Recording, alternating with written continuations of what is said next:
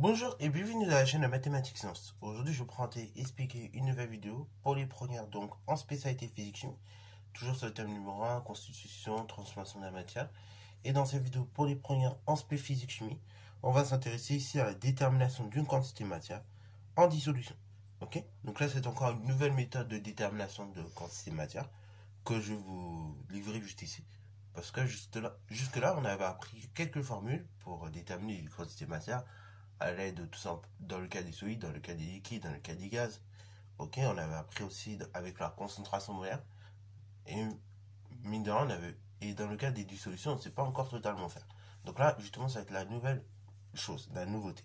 Alors justement, petite précision ici, quand on va vous donner ce style de notation, K plus entre crochets, en fait, c'est tout simplement une concentration, donc molaire, en ion K+. Alors pourquoi on a noté ça comme ça? Parce qu'en fait, sinon, normalement, on devrait noter C, K+, comme ceci. Et là, alors là, entre les indices et les exposants, on s'en sort pas. Donc, en chimie, quand vous voyez ce genre de notation, c'est pas pour faire beau, c'est parce qu'on parle de concentration molaire, en fait, tout simplement. Concentration molaire en élément K+. Ok? Voilà. Après, par contre, pour certains éléments, par exemple du Cu, Cl2, là, on peut noter ça comme ça. Mais sinon, là, dès que vous voyez un lion, c'est cette notation qu'il faut utiliser. Bon, ça c'était la petite introduction à la vidéo. Maintenant, donc, je vous laisse mettre la vidéo en pause pour réaliser tranquillement cet exercice. Et ensuite, on va le corriger tranquillement avec la méthode que je vais vous introduire. Sur ce, donc, c'est parti mon kiki. Alors, on dit qu'on veut préparer un volume V, qu'on appelle V solution, de 50 ml d'une solution de phosphate de potassium, dont la concentration en quantité de matière des ions potassium, donc K+, et de 0,30 mol par litre. L'équation de la dissolution du phosphate de potassium, K3PO4 état solide, dans l'eau s'écrit de la manière suivante. Donc là, on vous donne l'équation. Et après, on demande de calculer la quantité d'ion K+, contenue dans cette solution. Ok? Bravo. Alors là, ça va pas être très compliqué. Dans un premier temps, je mets ce que je cherche. Donc on cherche quoi? On cherche la quantité de matière en ion K+, que je vais. Donc NK+, on va mettre ce qu'on a. Donc, on a tout simplement la concentration en ion K+. Donc, on a dit 0,30 mol par litre. Si vous voulez faire joli, ça fait donc 3,00 fois... Alors, 3,0 plutôt, en respectant les chiffres significatifs, parce que ces heures, ils comptent pas. Donc, ça fait 3,0 fois 10 exposant moins 1 mol par litre. Et après, on a le volume de la solution, qui est égal, donc on avait dit tout simplement, à 50 ml. Donc là, de façon automatique, vous avez des moles par litre, donc on doit diviser par des litres, si vous avez appris la formule. Donc ça fait 50,0 fois 10 puissance moins 3 litres. Ok? Et la quantité de matière obtenue, elle sera en moles par litre. Donc, du coup, maintenant, en effectuant les calculs, donc, on va calculer la quantité de matière correspondante. Or, on sait que, donc là, soit vous la prenez de façon directe, soit vous la prenez de façon un peu indirecte. On sait qu'une quantité de matière dans tous les cas, c'est une concentration en quantité de matière. Donc, c'est une quantité de matière, donc du soluté correspondant divisé par le volume de la solution. Ce qui fait que la quantité de matière en cet élément-là, NK+, c'est la concentration donc de cet élément fois le volume de la solution. Ce qui fait donc concentration en ion K+, égale donc 3,0 fois 10 puissance moins 1, multiplié par 50,0 fois 10 puissance moins 3. Donc, on regroupe les puissances ensemble. NK+ égale, donc 10 puissance moins 1, 10 puissance moins 3, ça fait 10 puissance moins 4. 3 fois 50, ça fait tout simplement 150,0. Enfin, ça fait 150, ok, voilà, voilà. Et donc, du coup, 150 fois 10 puissance moins 4 mol. Et donc, on arrive à ce résultat. Alors, on va même mettre virgule 0, puisque on avait à chaque fois un chiffre après la virgule, donc on va laisser, c'est un chiffre après la virgule, ok? Bravo. Si vous voulez mettre en notation scientifique et un peu plus respecter, du coup, les chiffres significatifs, ça fait concentration ion K+, égale, du coup, 1,5 fois, tout simplement, 10 puissance. Donc ici, on sera sur du 10 puissance moins 3, moins 2. mol. Ok, voilà. Donc voilà pour cette question numéro 1. Donc là, question très classique hein, sur ce genre d'exercice. Alors, question numéro 2. Du coup, on déduit la quantité N0 de phosphate de potassium à dissoudre pour préparer la solution. Donc là, ben, on va servir de l'équation de la réaction pour le faire. Ok, voilà. Et c'est ça la petite nouveauté.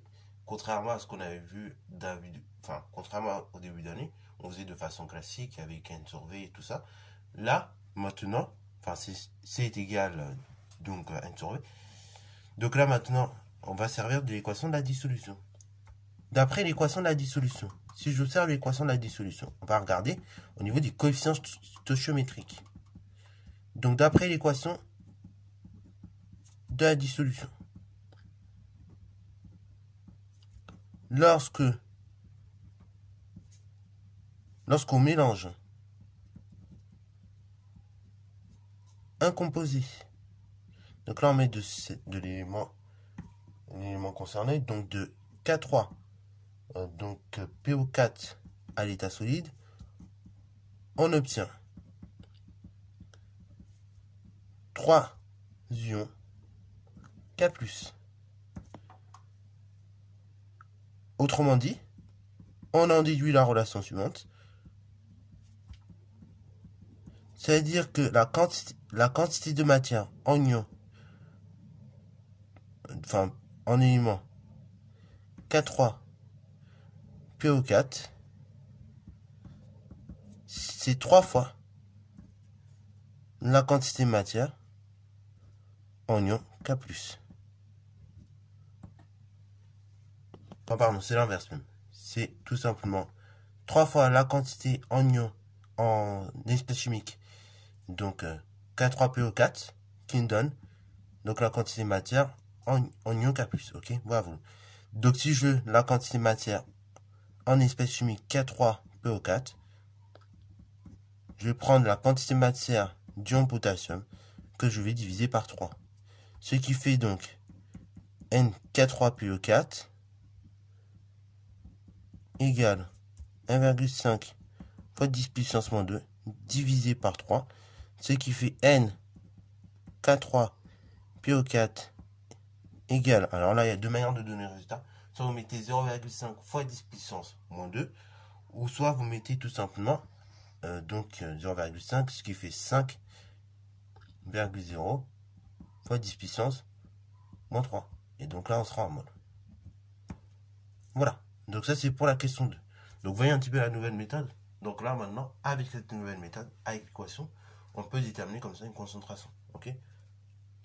Alors du coup, cette relation elle marche pour des quantités de matière, mais elle marchera aussi très bien pour des concentrations. Ok, voilà. Si je devais déterminer la concentration en cet élément-là, bah, je prendrais 3 fois la concentration. Je diviserais par 3 pardon, la concentration donc de l'élément K+. Ok, pour avoir la concentration en élément K3PO4. Alors, du coup, question 3. Donc, il s'agit d'en déduire la masse M0 correspondante, donc de l'élément, du coup, P3PO4, ok. Donc, du coup, pour déterminer la masse correspondante, eh ben, on va passer par la relation, donc, N est égal masse sur masse molaire, ok. Pour cela, donc, on cherche, dans un premier temps, M0. Donc, pour chercher M0, bah, on va faire la masse molaire.